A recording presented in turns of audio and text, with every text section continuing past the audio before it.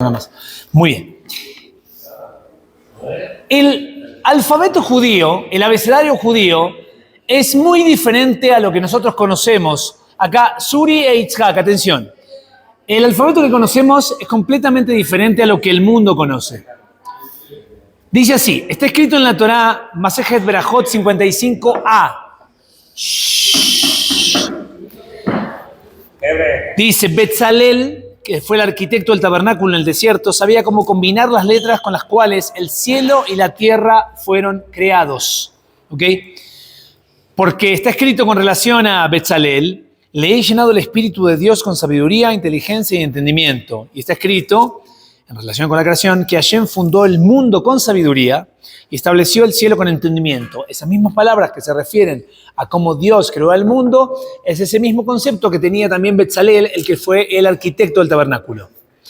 Y dice, así también, dice el Tania, si las letras con las que el cielo fue creado desaparecieran solo por un instante, Dios no lo quiera, y regresaran a su fuente, todo el cielo se volvería un vacío absoluto.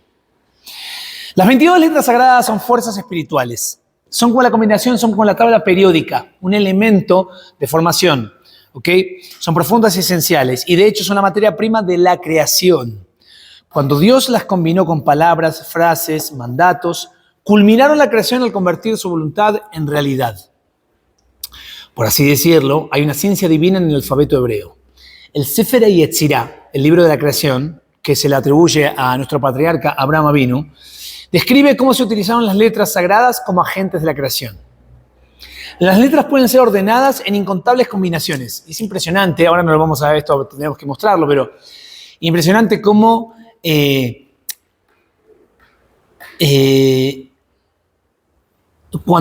como es el elemento para la formación de los elementos, digamos, en una tabla periódica, cómo se forma el concepto de agua, que decimos H2O, ¿ok? Y nosotros, como se dice en hebreo, agua es maim. Tenemos dos mems, ¿ok? Y una yud, ahí. O sea, exactamente lo que nosotros vemos en la tabla periódica en el hebreo, que viene antes de los elementos periódicos, ¿ok? Está describiendo la esencia de cada elemento.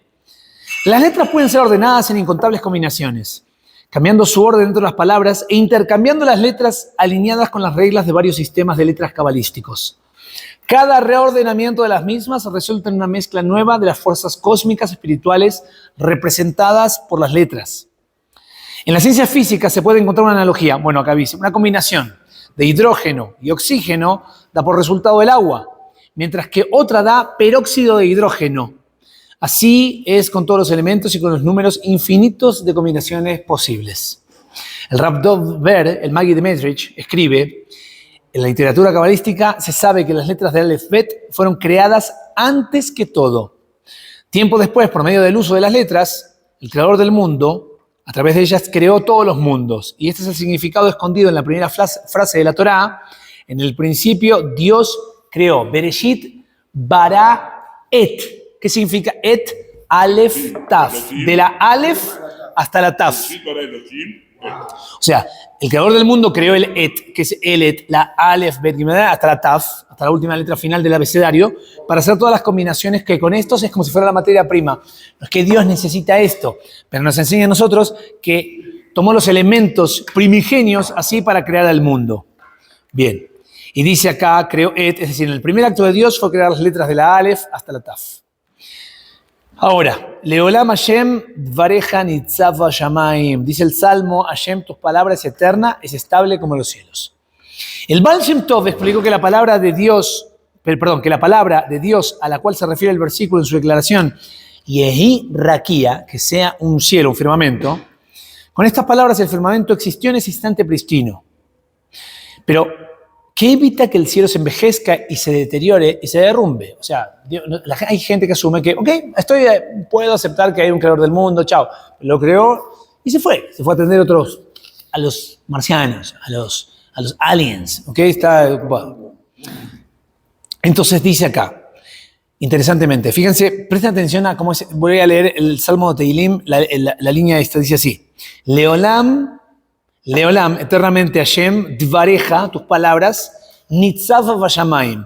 Están estables en el cielo. Tus palabras están estables en el cielo, o como el cielo, puede traducirse así. David Abimelech contestó esta pregunta cuando dijo: Hashem, tu palabra es eterna y es estable como los cielos. La palabra de Dios que creó el firmamento se mantiene en él. O sea, la palabra, esa esencia de mantenerse, se mantiene siempre. Por eso hay que ser tan cuidadoso cuando nosotros sacamos, porque Dios nos dio la posibilidad a través de las palabras de construir o destruir. A un nivel sencillo y a un nivel psicológico se entiende. Una persona te da palabras de ánimo y te levanta el ánimo, te dice: che, te vi, eres una persona impresionante, qué potencial que tienes, o me encanta verte, no sé cuánto, así, tu autoestima se siente realizada. O puede ser lo contrario, los haters, así que te dicen es lo peor, no sé cuánto. Escuchaba el otro día en un video que cuando a un niño chico los padres le dicen: mira, se te cayó un diente, el ratón te va a traer plata, el niño se lo cree. O cuando le dicen va a venir Santa y te va a traer los Reyes Magos, todo, el niño lo cree. Si el niño puede creer eso, que nosotros sabemos que es ciencia ficción, pero el niño no distingue entre ciencia ficción y realidad. Cuando tú le dices al niño: eres un mentiroso, no vales nada, ¿cómo puede? Así, esos papás que dicen así, o sea, que tiran ese tipo de... En vez de separar el acto del niño, es decir, eso que estuviste haciendo no estuvo bien. ¿Okay? Es una cosa muy diferente de decirle eres malo, porque el niño también se lo cree. No distingue entre Santa Claus o pensar que él es un rayá, es un malvado. Entonces, las palabras tienen mucha, mucha fuerza y se mantienen, eso es la cosa. No es que las palabras se las lleva el viento. Sí, se las lleva el viento, pero el impacto que dejaron queda. Hasta que no haya alguna forma de cambiarlo, el efecto potente que tienen sigue vigente.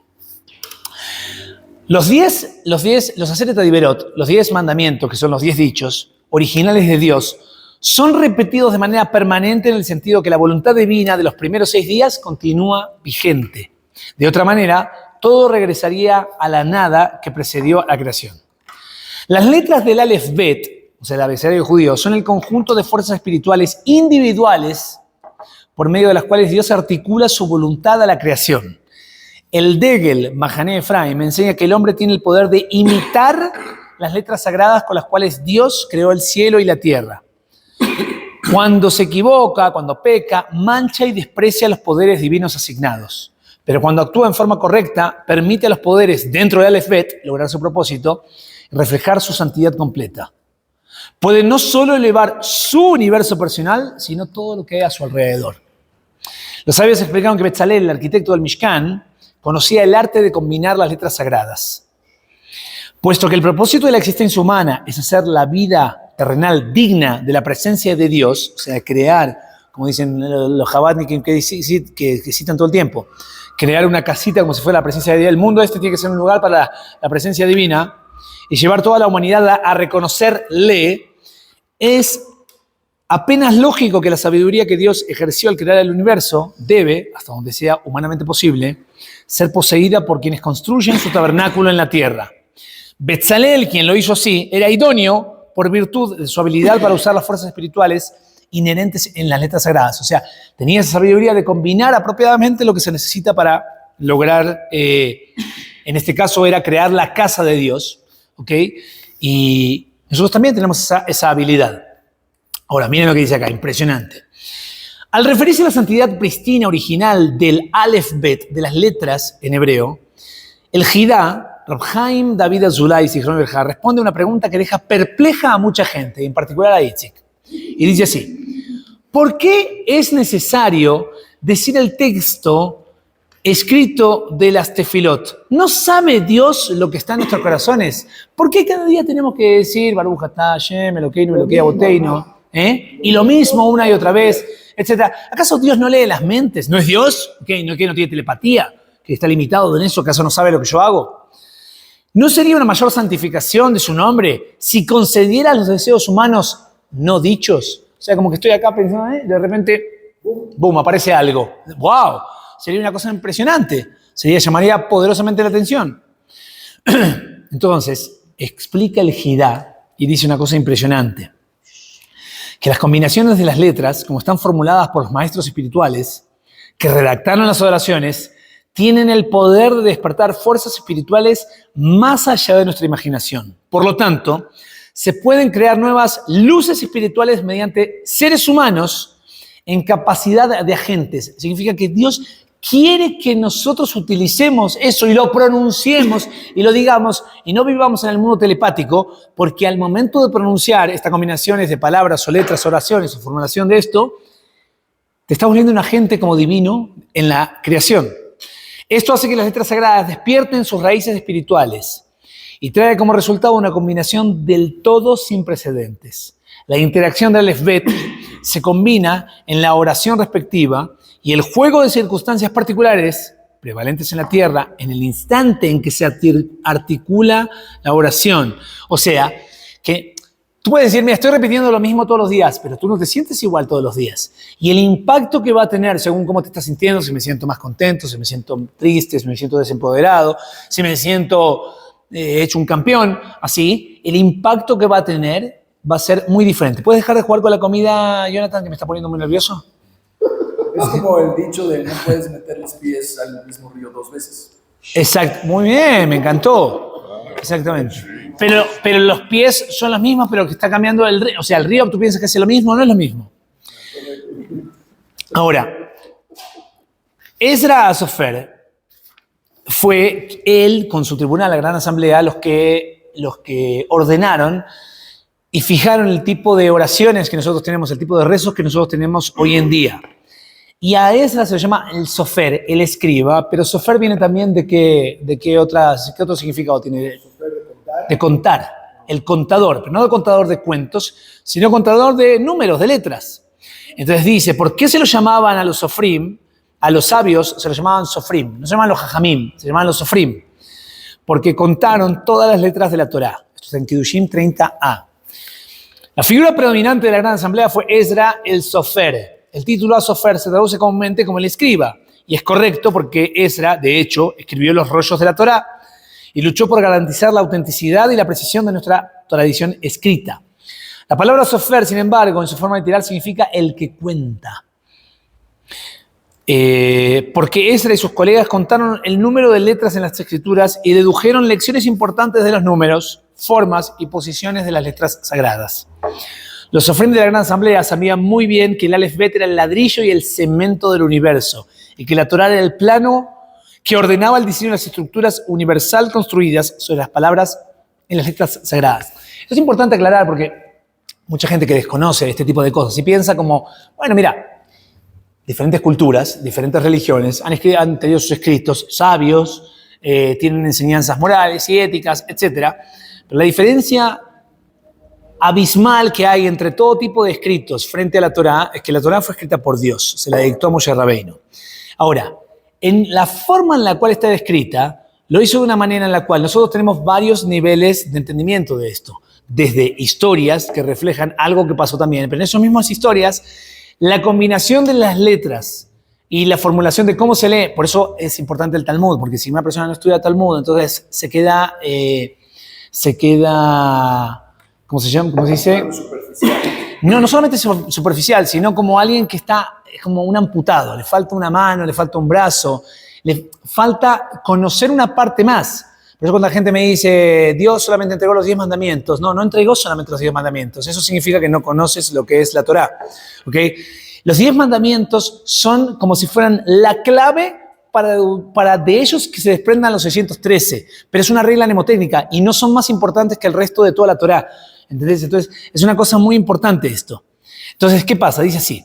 Cuando los Sofrim compusieron las 18 bendiciones de la Shemona Esrei, la Midá, el rezo diario que hacemos, contaron con cuidado las palabras y las letras de cada bendición para igualar los versículos correspondientes de la Escritura.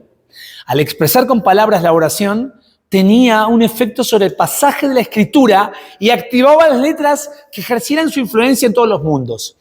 Para entender esto, como decimos, por ejemplo, cuando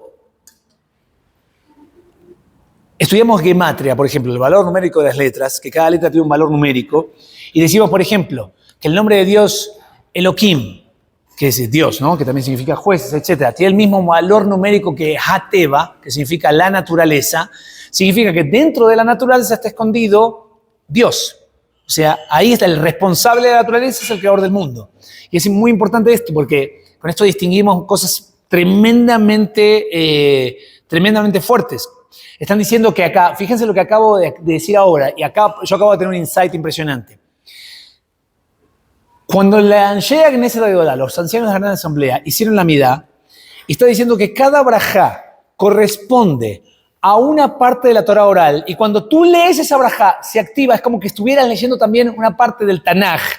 Significa que estás dándole vida a una parte del Tanaj con tu Barejalei, no Shemelokei, no Tashanada Zot, Kol Minete Watab, eso que tú estás leyendo en la brajá, estás activando algo que tiene que ver con el Tanaj, que está separado de ti, el libro está en otro lado, el Sefer Torah está guardado en el Aarón, pero al pronunciarlo tú le estás dando vida a otra parte de la Torah en ese momento, estás desprendiendo el efecto que tiene eso. Ahora, si yo leo mal, entonces tampoco estoy leyendo bien es como que a distancia, si no leo correctamente la brajá, por eso hay que practicar la lectura de las bendiciones, porque lo que está pasando es que paralelamente estoy activando la lectura de otro lado. Es una cosa impresionante lo que está aconteciendo acá. Dice, leo de vuelta para que entiendan esto lo que... Cuando los Sofrim compusieron las 18 bendiciones, contaron con cuidado las palabras y las letras de cada bendición para igualar los versículos correspondientes en la escritura. Al expresar con palabras la oración, tenían un efecto sobre el pasaje de la escritura y activaban las letras para que ejercieran su influencia en todos los mundos. De igual forma, el Penei Yoshua, en Barajot 28b, dice que cuando Shemuel HaKatan redactó la Barajá 19, ¿cuál es la 19? El Malshinim, para los delatores. Aquí, la ordenó de tal forma, los herejes, la ordenó de tal forma que el número de palabras y letras tuviera un efecto cósmico. Es por eso que el Tur, Abu Daram y otros comentaristas iniciales iban a tales extremos para demostrar las relaciones entre la tefilá y la Torá, porque la oración activa las letras de la Torá. ¿Escuchaste lo que está diciendo acá? Es una locura tremenda. Ahora, no es como otra vez vuelta, estoy leyendo lo mismo. Tú no te estás dando cuenta de lo que estás activando. Es como te están dando el botón rojo. ¿Ok? Tú tienes en tu poder al decir Baruch atah Hashem Elokeinu Velokei Aboteinu, boom, estás activando toda la maquinaria mundial a través de tus palabras. En efecto, el Penei Yoshua explica que aun cuando una persona reza en un idioma diferente del hebreo, mientras la traducción se adhiera a la versión original de la Shemona Esrei, activará las palabras y letras correspondientes del hebreo a fin de tener efecto en el mundo entero en su forma habitual. Para aquel que te pregunta, ¿y puedo leer en español? Sí, si la traducción no es una traducción, digamos, improvisada, sino es lo más precisa, fidedigna, así, es una cosa impresionante. Una más, el Nefesh Haim recalca que el texto de la oración normal redactado por los sabios de la Gran Asamblea es tan poderoso que aun cuando el suplicante rece sin la intención, sentimiento y comprensión adecuadas, sus palabras tendrán un gran efecto en el mundo. Esto se puede ilustrar con una parábola contemporánea. Imagínense, si puede, una nave espacial lanzándose a una velocidad increíble a millones de millas de distancia de su planeta madre. En el centro de control de la misión en la Tierra, la nave es guiada por un técnico de computación que opera una consola de control. El operador de la computadora no sabe nada de la nave. Nunca ha visto ni verá el vehículo que está guiando.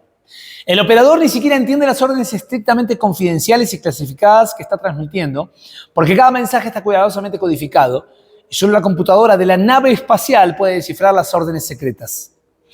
El operador del computador solo sabe una cosa: si oprime unos cuantos botones y teclas aquí abajo, hace cosas importantes que sucedan en el espacio. Unos cuantos números y letras en la Tierra pueden cambiar la trayectoria y el destino en millones de millas. La tefilá funciona de manera similar. Es una transmisión de proporciones cósmicas que se hace 3 veces al día, emitida por operadores sencillos como Novino, que no están conscientes del poder del largo alcance que tienen en sus manos. Los maestros hasídicos eran amigos de contar la conmovedora historia del pastorcillo ignorante y analfabeto que vino al shul, a la sinagoga en ocasiones de la fiesta de Yom Kippur, pero que no podía leer el Sidur. Estuvo sentado todo el día y repetía con fervor lo único que sabía, las letras del Aleph Bet, añadiendo esta súplica: Hashem, no sé cómo rezar, por favor, acepta estas letras del Aleph Bet y organízalas en palabras y frases de oración. Los maestros hasídicos nos aseguran que estas palabras sinceras tenían un profundo efecto en lo más alto de los cielos y abrieron a muchos una puerta celestial hasta entonces cerrada y sellada. Hay quienes tienen la fortuna de poder leer el texto del Sidur y deben darse cuenta que ignoramos el código interno y sus combinaciones místicas, de las cuales el Tur nos permite vislumbrar una pequeña parte. Ofrecemos con humildad nuestras oraciones a Dios y le imploramos que organice las palabras y letras para que despierten las bendiciones del universo. Hasta acá, estimados. Goya.